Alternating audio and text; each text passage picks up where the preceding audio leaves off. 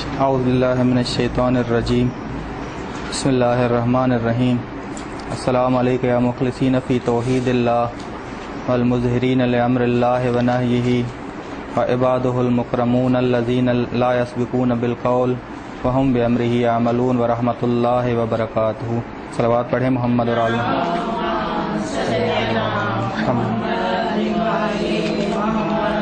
امام علی نقی علیہ السلام فرما رہے ہیں ائمہ علیہ السلام کے لیے، محمد اور آل محمد کے لیے کہ سلام ہو تجھ پر آل محمد، تم مخلص ہو توحید میں۔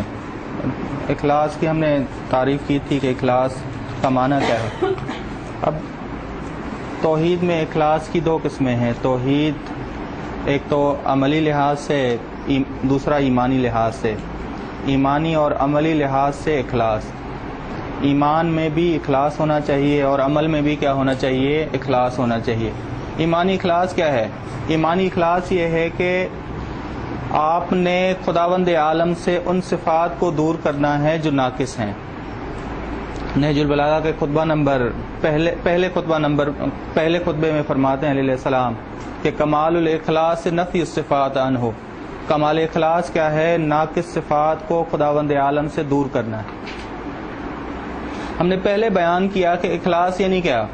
اخلاص یعنی آپ کی مکمل توجہ کسی پہ آ جائے، مکمل توجہ آپ کی کسی پہ آ جائے، اسے اخلاص کہا جاتا ہے۔ مکمل توجہ، جب آپ بچے سے محبت کرتی ہیں تو اس میں آپ کی پوری توجہ اپنے بچے پہ جاتی ہے۔ جب وہ بیمار ہو جائے تو دوسروں سے آپ کی نظر ہٹ جاتی ہے، مکمل توجہ، اسے اخلاص کہا جاتا ہے۔ اخلاص ایمانی کیا ہے؟ عقائدی کیا ہے؟ کہ خداوند عالم سے ایمانی لحاظ سے متوجہ ہونا خداوند عالم کی طرف اور ناقص صفات سے دور کرنا۔ دیکھا ہوگا آپ نے کہ بسا اوقات آپ کے نزدیک کوئی جو نزدیک ہو اس کے بارے میں کوئی چیز کہی جائے کہ اس نے یہ کیا ہے، آپ کہتے ہیں کہ ناممکن ہے، ناممکن ہے کہ یہ شخص اس بری صفت سے متصف ہوا ہو۔ یہ ہے ایمانی اخلاص۔ عملی اخلاص کیا ہے؟ عملی اخلاص یہ ہے کہ انسان اپنے عمل میں ریاکاری کو ختم کر دے۔ انسان اپنے اخلاص بچاتا ہے شرک خفی سے بھی اور شرک جلی سے بھی، دونوں شرکوں سے اخلاص بچاتا ہے۔ بس بڑا مہم ہے انسان سوچ سوچ کے قدم رکھے، سوچ سوچ کے۔ قرآن کریم کی سورہ یوسف کی آیت نمبر 106 ہے، ان میں سے اکثر ایمان لانے والے مشرک ہیں، ان میں سے اکثر ایمان لانے والے شرک کی حالت میں ہیں۔ امام رضا علیہ السلام فرماتے ہیں کہ سب سے خطرناک ترین آیت ہے قرآن کریم کی۔ کیوں؟ کیونکہ انسان ایمانی لحاظ سے تو مومن ہو لیکن عملی لحاظ سے مشرک ہو، یہ ایک سب سے خطرناک ترین صورت۔ بس توحید ایک حساس ترین مسئلہ ہے، باریک بینی سے آپ نے آنکھیں کھول کے آپ نے دیکھنا ہے توحید کو کہ میں کہیں غلط تو نہیں کر رہا یا کر رہی۔ مثال کے طور پہ امام جعفر صادق علیہ السلام سے سوال کیا گیا اس آیت کی، سورہ یوسف کی آیت نمبر 106 کی تفسیر پوچھی گئی کہ کیا تفسیر ہے اس کی۔ امام نے فرمایا کہ اگر کوئی شخص یہ کہے کہ فلاں نہ ہوتا تو میں نہ ہوتا، فلاں ڈاکٹر نہ ہوتا تو میں نہ بچ پاتا، فلاں میرا رشتہ دار نہ ہوتا تو میں آج زندگی نہ کر رہا ہوں، یہ شرک ہے، شرک خفی ہے۔ پھر سوال کرنے والے نے سوال کیا کہ کیا کہیں؟ امام نے جواب دیا کہ ایسے کہو کہ اگر خداوند عالم نے اسے میرے لیے وسیلہ قرار دیا، خداوند عالم نے اسے میرے لیے وسیلہ قرار دیا، بس وسائل خداوند عالم نے مہیا کی ہیں، حقیقی طور پہ پلٹنا کہاں ہے؟ وہ وسیلے کہاں پہنچاتے ہیں ہمیں؟ خداوند عالم کی طرف۔ یہاں بسا اوقات فارسی میں ایک قول ہے جہاں سے شرک کی بو آتی ہے، اول خدا بعد شما۔ فارسی میں قول کہا جاتا ہے اول خدا بعد شما، پہلے خدا اس کے بعد آپ۔ عرفا کہتے ہیں کہ اس میں شرک کی بو آتی ہے، کیونکہ اول کے بعد آخر بھی خداوند عالم ہے۔ ہاں جی، یہ ایسا اول ہے کہ جس کے بعد دوم کی باری نہیں آتی، بعد کی باری نہیں آتی۔ بس ذہن میں رکھیے گا، زبان کو کنٹرول رکھنا، زبان پہ کنٹرول رکھنا ہی ادب ہے۔ زبان پہ اور عمل پہ انسان جب کنٹرول رکھے، یہ ادب ہے، یہ مخلص ہے، اور جب مخلص بن جائے انسان، خداوند عالم اسے مخلص کرا دیتا ہے۔ جب انسان مخلص بن جائے، اپنے عمل اور اپنی زبان اور اپنے ایمان پہ کنٹرول کرنا سیکھ لے، تو کیا بن جاتا ہے وہ؟ مخلص۔ اور جب مخلص بن جائے تو خداوند عالم اسے مخلص بنا دیتا ہے۔ مخلص قرآن کی نظر میں معصوم، مخلص قرآن کی نظر میں معصوم۔ پھر خداوند عالم کی طرف سے برکات نازل ہوتی ہیں۔ کیا؟ غور سے سنیے گا، کیا کہا خدا نے؟ انما یرید اللہ لیذھب عنکم الرجس اہل البیت۔ خدا یہ چاہتا ہے کہ برائی کو تم سے دور کرے۔ بس اہل بیت نے برائی کا ارادہ یہ نہیں کہا کہ خدا یہ چاہتا ہے کہ اے اہل بیت تم کو برائی سے دور کرے، یہ غلط نہیں، اے اہل بیت تم سے برائی کو دور کرے۔ ان دو، یعنی اہل بیت اپنی پاکیزگی کے مقام پہ ہیں، برائی ارادہ کر رہی ہے کہ وہ ان کے پاس جائے، خداوند عالم اس برائی کو دور کر دیتا۔ بس ذہن میں رکھیے گا، نبی امام کبھی بھی برائی کی طرف جا نہیں سکتا، سوچ نہیں سکتا۔ ہاں، برائی ارادہ کرتی ہے کہ وہ کس کی طرف جائے؟ دنیا چاہتی ہے کہ علی کو دھوکہ دے، خداوند عالم دنیا کے دھوکے کو ہی دور کر دیتا علی سے۔ ہاں جی جی جی بالکل۔ بس مخلص جب انسان بن جائے تو مخلص بن جاتا ہے، اور جب مخلص بن جائے انسان تو اس سے بڑا کوئی کامل نہیں اس جہاں میں، اس سے بڑا کوئی کامل نہیں اس جہاں میں۔ اس کے بعد امام فرما رہے ہیں والمظہرین لامر اللہ ونہیہ، سلام ہو آل محمد تم پہ، تم خداوند عالم کے حکم اور اس امر کو اور نہی کو آشکار کرنے والے ہو۔ مظہرین، مظہر کی جمع ہے، ظہر سے نکلا ہے۔ ظہر دن کے درمیانی حصے کو کہتے ہیں، ظہر دن کے درمیانی حصے کو کہا جاتا ہے، کیونکہ دن کا درمیانی حصہ روشن تر ہوتا ہے، آشکار ترین، روشن ترین حصہ ظہر کا وہ درمیانی حصہ ہے، اس وجہ سے ظہر کو ظہر کہا جاتا ہے۔ وہ جو آپ کہتے ہیں کہ زوال کا ٹائم ہوا ہے، جو ہی زوال کا ٹائم ہو وہ روشن ترین حصہ ہے، روشن ترین حصہ۔ بس دن کے آشکار روشن ترین حصے کو ظہر کہا جاتا ہے۔ امر کا معنی کیا ہے؟ طلب کرنا کسی بھی حکم کو انجام دینے کے لیے۔ امر بمعنی طلب ہے، طلب کرنا کسی کام کو بجا لانے کے لیے۔ نہیں کیا ہے؟ طلب کرنا کسی کام کو نہ انجام دینے کے لیے۔ بس دونوں میں طلب پائی جاتی ہے، امر میں بھی اور نہیں میں بھی، لیکن طلب ایک دفعہ امر میں کرنے کی ہے اور نہیں میں نہ کرنے کی ہے، نہیں میں نہ کرنے کی ہے۔ بس آشکار ترین وظیفہ ائمہ علیہ السلام کا، روشن ترین وظیفہ ائمہ علیہ السلام کا، روشن ترین منصب ائمہ علیہ السلام کا کیا ہے؟ کہ وہ امر خدا اور نہی خدا کو آشکار کرنے والے ہیں، امر خدا اور نہی خدا کو آشکار کرنے والے ہیں۔ کیوں وہ آشکار کرنے والے ہیں؟ کیونکہ امامت لازمہ ہے کس کا؟ نبوت کا۔ امامت لازمہ ہے۔ اصول دین کتنے ہیں؟ اصول دین اصلی 3 ہیں، توحید، نبوت اور قیامت۔ توحید کا لازمہ ہے عدالت، عدالت جدا نہیں ہو سکتی توحید سے، اور نبوت سے جدا نہیں ہو سکتی امامت۔ امامت اگر نبوت سے جدا ہو جائے تو دین کی بقا کوئی نہیں، دین کی کاملیت نہیں کوئی۔ بس تبھی نہج البلاغہ میں بھی علیہ السلام نے فرمایا، ثقیفہ بنی سعدہ کے بارے میں لوگوں سے سوال کیا کہ انصار نے کیا کہا۔ انصار نے ایک دلیل پیش کی تھی کہ رسول خدا نے کہا کہ انصار نیکوکار لوگ ہیں کیونکہ انہوں نے ہماری مدد کی، مہاجرین کی مدد کی مکے میں، اس وجہ سے ان سے نیکی کرو۔ یہ دلیل بنائی تھی اپنی خلافت کے لیے انصار نے، اور کھڑا کیا تھا سعد ابن عبادہ کو،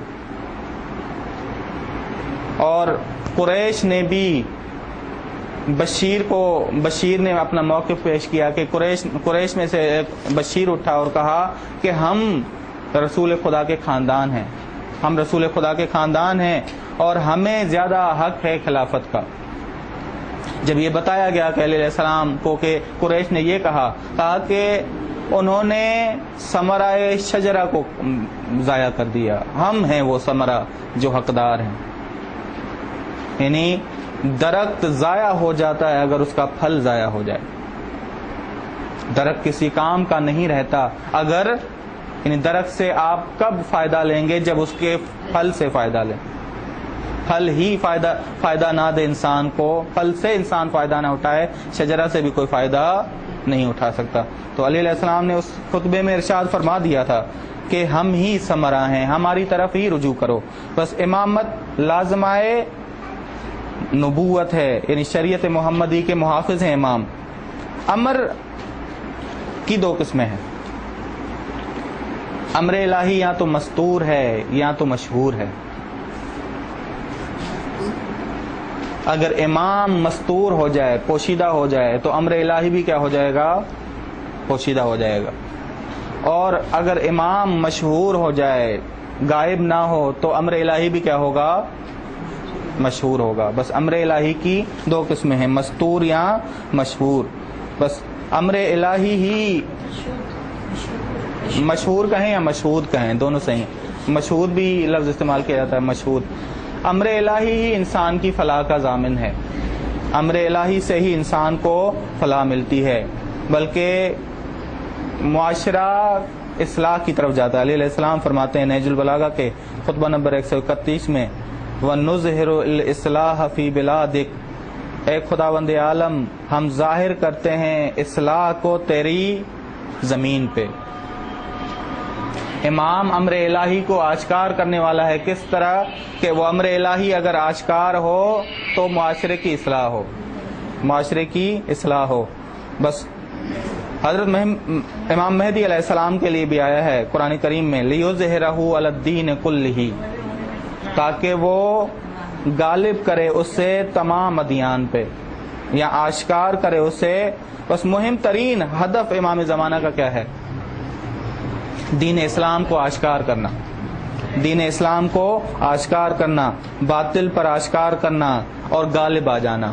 جب غالب انسان آشکار ہو جائے، کوئی چیز آشکار ہو جائے تو غالب بھی آ جاتی، تو وہ غالب بھی آ جاتی ہے۔ قرآن کریم نے حضرت عیسیٰ کے پیروکاروں کے بارے میں کہا، اب غلبہ ملتا کیسے ہے؟ قرآن کریم نے ارشاد فرمایا غلبہ ملتا اس وقت ہے انسان کو جب خداوند عالم کسی کی تائید کرے، خداوند عالم کسی کی تائید کرے۔ فَأَيَّدْنَا، ہم نے تائید کی ایمان والوں کی ان کے دشمنوں کو مقابلے میں، پس وہ غالب ہو گئے، پس وہ آشکار ہو گئے، ظاہرین ہو گئے، پس وہ ظاہرین ہو گئے، آشکار ہو گئے، غالب ہو گئے۔ سورہ صف کی آیت نمبر 14۔ اس کے بعد فرماتے ہیں وَعِبَادُهُ الْمُكْرَمِينَ الَّذِينَ لَا يَسْبِقُونَهُ بِالْقَوْلِ وَهُمْ بِأَمْرِهِ يَعْمَلُونَ وَرَحْمَةُ اللَّهِ وَبَرَكَاتُهُ۔ عباد یعنی بندہ، بندے کی جمع ہے، عبد کی جمع ہے۔ عبادت عبودیت عبد کا لازمہ ہے، عبودیت عبد کا لازمہ ہے۔ عبد محض ہی کامیاب ترین فرد ہے اس یہاں کا، عبد ہی مقدمہ ہے تمام مراتب الہی کا۔ جو بندہ عبد قرار پایا وہ تمام مراتب کو پہنچ سکتا ہے۔ ہاں جی بالکل، بس ذہن میں رکھیے گا، عبودیت مقدمہ ہے خداوند عالم کے مراتب تک پہنچنے کے لیے۔ لا یسبقون، مکرمین کرامت ہم نے پڑھا ہے، چیز اپنی انواع میں فضیلت والی، چیز اپنی انواع میں فضیلت والی ہو تو اسے کیا کہا جاتا ہے؟ کرامت والی۔ محمد اور آل محمد عبادہ المکرمین ہیں، یعنی بندوں میں سے کرامت والے بندے کون ہیں؟ خداوند عالم کے۔ پورے جہاں میں کرامت والے بندے، عبودیت میں افضل ترین بندے محمد اور آل محمد ہیں۔ عبادہ المکرمین لا یسبقونہ، یسبقون فعل مضارع ہے، استمرار پہ دلالت کرتا ہے. لا یسبقونہ بالقول، قول کسے کہا جاتا ہے؟ قول کہا جاتا ہے زبان پہ لانا اس چیز کو جو دل میں موجود ہے. جو چیز دل میں موجود نہ ہو اور زبان پہ لائی جائے اسے قول نہیں کہا جاتا، اسے مجبوری کہا جاتا ہے. زبان پہ لانا، زبان سے اظہار کرنا اس بات کو جو آپ کے دل میں موجود ہے، اسے قول کہا جاتا ہے. عبادہ المکرمین، یہ آل محمد ایسے بندے ہیں جو کرامت والے ہیں عبودیت میں، اور سبقت نہیں رکھتے بات کی، اپنی بات کو نہیں کرتے، اپنے ارادے کو مقدم نہیں رکھتے مگر یہ کہ جب تک خدا کا ارادہ نہ ہو. ہاں جی، بس علامہ طباطبائی فرماتے ہیں اگر یہ کہا جائے کہ فلاں بندہ فلاں سے قول میں آگے نہیں بڑھتا، اس سے مراد کیا ہے؟ فلاں بندہ فلاں کی بات جب تک وہ بات کرے نہ تب تک یہ بات کرتا ہی نہیں. کیا مراد ہے؟ فلاں بندہ اس کی بات سے آگے بڑھتا نہیں، اس سے کیا مراد؟ مراد یہ ہے کہ فلاں بندہ سامنے والے کا اتنا تابع ہے کہ اس کی ہر بات کو تسلیم کرتا جاتا ہے، اپنی بات نہیں کرتا، اپنا ارادہ پیش نہیں کرتا. آل محمد ایسی ہستیاں ہیں جو خدا کے ارادے پہ اپنے ارادے کو مقدم نہیں رکھتی. ہاں جی، جیسے وہ ہے ربنا لا تزغ قلوبنا بعد اذ ہدیتنا وہب لنا من لدنک رحمتا انک انت الوہاب. مفسرین کہتے ہیں کہ رحمتن، راسخون فی العلم رحمتن کو نکرہ لے آئے ہیں، معرفہ نہیں لے آئے. کیوں؟ ایک دفعہ فقیر آپ کے دروازے پہ آئے اور کہے کہ مجھے 300 روپے چاہیے، کیا کہیں گے آپ؟ خود کو دیکھ، تیری یہ حالت ہے کہ تو خود معین کر کے مانگ سکے. فقیر کی یہ حالت نہیں کہ وہ معین کر کے مانگے، بس کیونکہ اس کی حالت نہیں، اس کی حالت تقاضا نہیں کرتی. بندہ جب خدا کی بارگاہ میں جائے معین کر کے مانگے. آل محمد کہہ رہے ہیں کہ ہم اس کے ارادے سے ایک قدم بھی آگے نہیں بڑھتے، ہم معین کر کے نہیں بتاتے خداوند عالم کو کہ یہ ہمیں چاہیے، بلکہ ہم کہتے کیا ہیں؟ خدا جو تو چاہتا ہے وہ ہمارے لیے معین. یہ سب سے بالا ترین مرتبہ ہے آل محمد، جو تو چاہتا ہے. کیوں؟ کیونکہ معرفت میں تو سب سے زیادہ، قوت میں تو سب سے زیادہ، تجھے زیادہ معلوم ہونا چاہیے کہ سب سے بہترین چیز ہمارے لیے کیا ہے. یہ ہے ادب. عبادہ المکرمین لا یسبقونہ بالقول وہم بامرہ یعملون. بس اپنے قول کو، اپنے ارادے کو مقدم نہیں کرتے خدا کے ارادے پہ. بس کیا ثابت ہوا؟ کہ مظہر ارادہ خدا ہیں، وہ مظہر ارادہ خدا ہیں. تبھی قرآن کریم نے اظہار کیا سورہ دہر میں وما تشاؤون الا ان یشاء اللہ. اے آل محمد تم نہیں چاہتے مگر یہ کہ جو خداوند عالم چاہے. امر کا معنی کیا ہے؟ امر کا معنی ہے طلب کرنا، برتری کا حصول ہو تکلیف کے ساتھ، وہ امر ہے. برتری کے حصول کو اور تکلیف دی جائے، یعنی آپ کو کہا جائے، غور سے سنیے گا اس امر کو، آپ سے کہا جائے کہ نماز پڑھو، آپ بلند ہوگے. یہ نماز پڑھنا طلب کیا جا رہا ہے، حکم دیا جا رہا ہے اس کا کہ نماز پڑھو تاکہ بلند. امر یعنی برتری کا حصول تکلیف کے ساتھ، اٹھو نماز ادا کرو تاکہ تم بلند ہو جاؤ. قم فانذر یا ایھا المدثر قم فانذر. بس حکم دیا جائے تاکہ تم ڈراؤ، تاکہ تم نذیر بنو. نماز پڑھو، اٹھو تاکہ تم نذیر بنو. بس امر یعنی کیا؟ آپ سے طلب کیا جائے کوئی کام تاکہ آپ تکلیف، کام یعنی تکلیف آپ سے کرائی جائے تاکہ آپ بلندی تک پہنچیں، آپ بلندی تک پہنچیں. عمل سے کیا مراد ہے؟ عمل کسے کہتے ہیں آپ؟ میں کام کر رہی ہوں یا کر رہا ہوں، ہر ایک کو کام کہیں گے آپ؟ آیا وہ کام ہے جو مجبوراً آپ سے کرایا جائے؟ آپ سے مجبوراً کرایا جائے، خدا اس سے کام لکھے گا آپ کے اعمال نامے میں کہ یہ کام کیا اس نے؟ نہیں۔ اگر آپ سے مجبوراً کوئی کام کرایا جاتا ہے جو آپ نہیں چاہتے، خداوند عالم آپ کے اعمال نامے میں نہیں لکھوائے گا۔ بس کام کا معنی کیا ہے؟ کام کا معنی یہ ہے کہ وہ عمل جو انسان اپنے قصد اور ارادے اور شوق سے انجام دے، اس سے عمل کہتا ہے قرآن کریم۔ اسے عمل نہیں کہتا جو انسان قصد، ارادے اور شوق سے انجام نہ دے۔ بس عمل کا معنی کیا ہے؟ عمل کا معنی ہے قصد، ارادہ اور شوق سے انسان کیا انجام دے؟ عمل انجام دے، اسے عمل کہا جاتا ہے۔ بس وَبِأَمْرِهِ يَعْمَلُونَ، اور خداوند عالم کے حکم کو انجام دیتے ہیں وہ۔ آل محمد وہ ہستیاں ہیں جو خدا کے ہر حکم کو بجا لاتے ہیں۔ بس جو شخص، جو ہستی خدا کے ہر حکم کو بجا لائے، بس دوسرے انسانوں کے لیے وہ کیا ہے؟ قابلیت رکھتا ہے کہ اس کی اطاعت کی جائے، قابلیت رکھتا ہے کہ وہ راہبر بنے، قابل اطاعت ہے، قابل راہبر ہے، قابل امام ہے۔ تبھی کہا وما ينطق عن الهوى ان هو الا وحی یوحى۔ اب یہ شخص مکمل، پورا، یہ ہستی مکمل طور پہ پوری اتری ہے کس پہ؟ کہ جو خدا حکم دیتا جاتا ہے وہی عمل انجام دیتا ہے۔ بس جو یہ کہے اس کو مانو، جس سے یہ روکے اس سے رک جاؤ، بس وہ قابل اطاعت ہے۔ اب بندگی کی حیثیت کیا ہے؟ عبد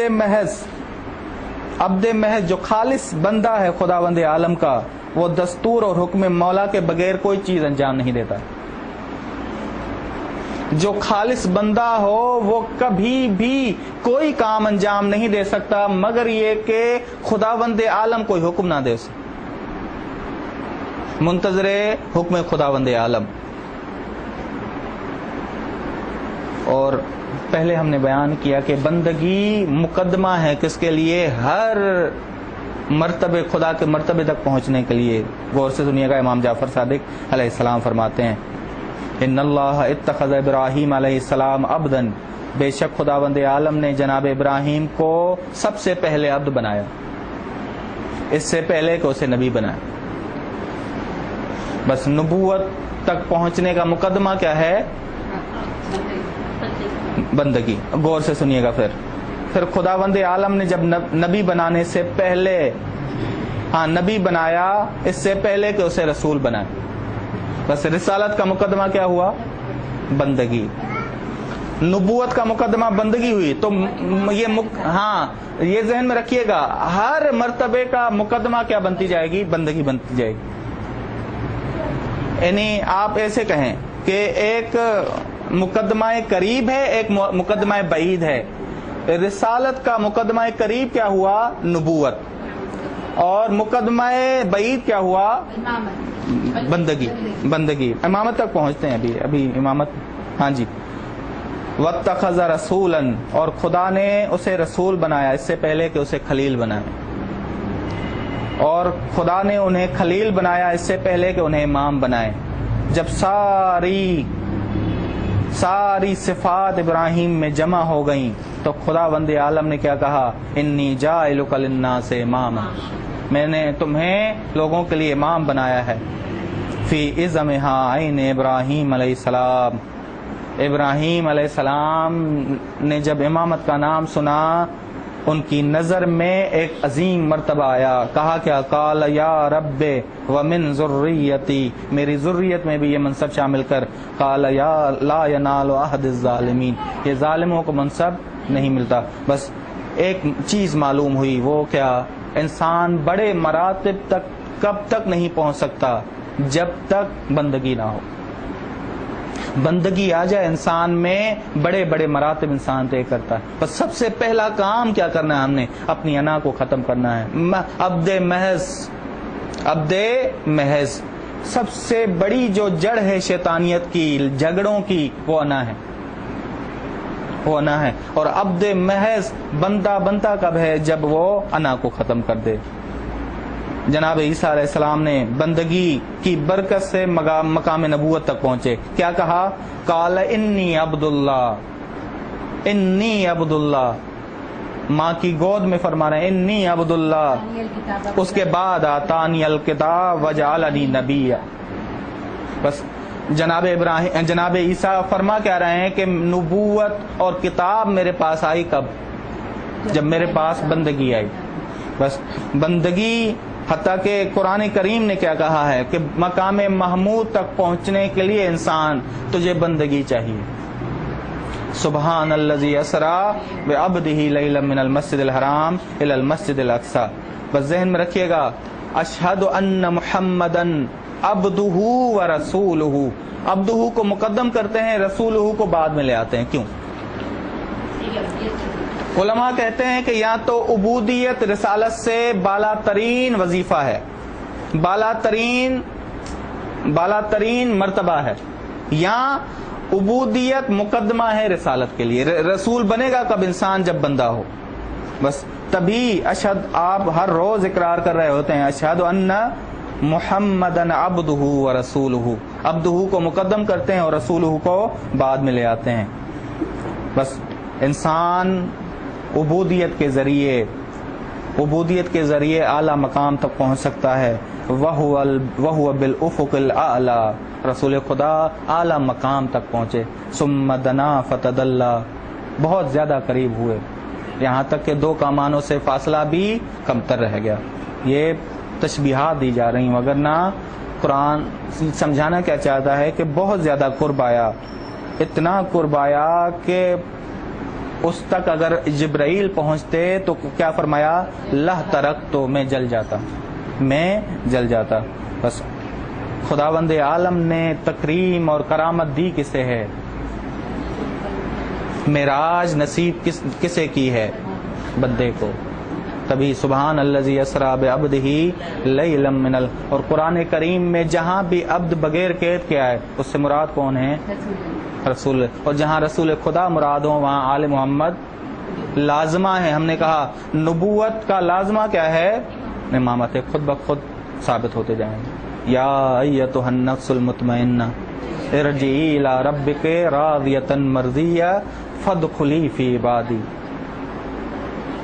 انشاءاللہ جب تفسیر کے مقدمات پڑھیں گے تو ہم اس نقطے کو بتائیں گے آپ کو۔ امام باقر علیہ السلام فرماتے ہیں کہ قرآن 4 ربعوں پہ مشتمل ہے، 4 ربع ہیں قرآن کریم کے، ایک ہمارے بارے میں، ایک ربع ہمارے بارے میں، ایک ربع ہمارے دشمن کے بارے میں، اور ایک ربع فرائض اور احکام پہ مشتمل ہے، اور ایک ربع سنتوں اور مثالوں پہ مشتمل ہے، مثالوں پہ مشتمل۔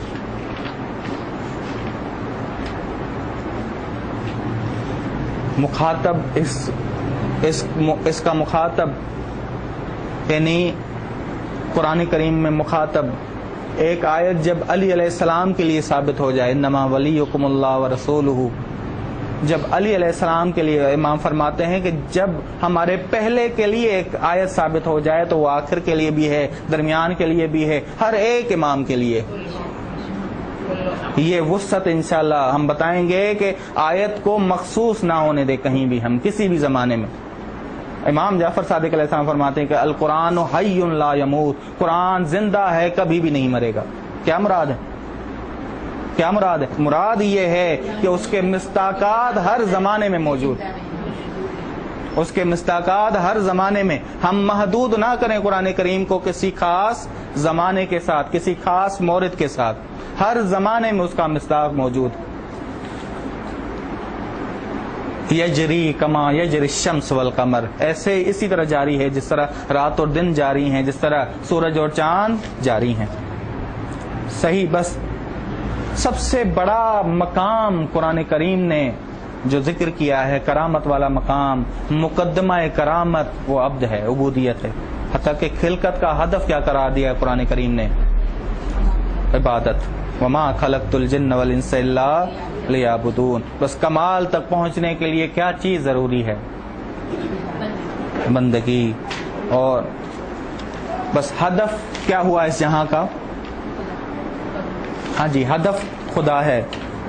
اگرچہ عبادت اہم کردار ہے، عبادت ہدف نہیں ہے. اگر عبادت ہدف ہوتا، عبادت پہنچائے کہاں؟ یقین تک پہنچائے. عبادت خود مقدمہ ہے کہیں اور تک پہنچانے کے لیے. ان تکفروا انتم ومن فی الارض، اگر تم بھی انکار عبادت کر دو اور جو بھی زمین میں ہے سب کے سب، خدا بے نیاز قابل ستائش. خدا کو تمہاری عبادت کی ضرورت نہیں. خدا کیا چاہتا ہے کہ معرفت حاصل کرو خداوند عالم کی، عبادت کے ذریعے یقین کامل تک پہنچ جاؤ. تبھی قرآن کریم نے اظہار کیا ہے کہ یاد رکھو عبادت تمہیں پہنچائے کہاں تک؟ یقین تک. وَاعْبُدْ رَبَّكَ حَتَّىٰ يَأْتِيَكَ الْيَقِينُ. یقین انسان کامل کا رنگ ہے کیا؟ بس آخری جملات ہیں. انسان کامل کا رنگ ہے کیا؟ عبادتی رنگ ہونا چاہیے. انسان کامل کا رنگ عبادتی رنگ ہونا چاہیے. قُلْ إِنَّ صَلَاتِي وَنُسُكِي وَمَحْيَايَ وَمَمَاتِي، یہ ہے رنگ آ رہا ہے للہ رب العالمین. انسان کامل کا رنگ عبادت میں خداوند عالم ہے. خدا کے علاوہ اور کوئی رنگ پسند نہیں آتا. انسان کامل کو خدا کے رنگ کے علاوہ اور کوئی رنگ پسند ہی نہیں آتا. تبھی کہا صبغۃ اللہ ومن احسن من اللہ، اللہ کا رنگ اپنا لو، اللہ کے رنگ کے علاوہ اور کوئی رنگ. اور کون سی ہستیاں ہیں جنہوں نے اللہ کے رنگ کو اپنایا ہوا ہے؟ آل محمد، محمد اور آل محمد. اب سوال یہ آخری، جب انسان اپنی عبادتوں میں رنگ الہی کو دیکھے، بس صبغۃ اللہ کو دیکھے، تو نتائج کیا فراہم ہوتے ہیں؟ خدا اس کے ہر فعل پہ سلام بھیجتا ہے، سلامتی بھیجتا ہے.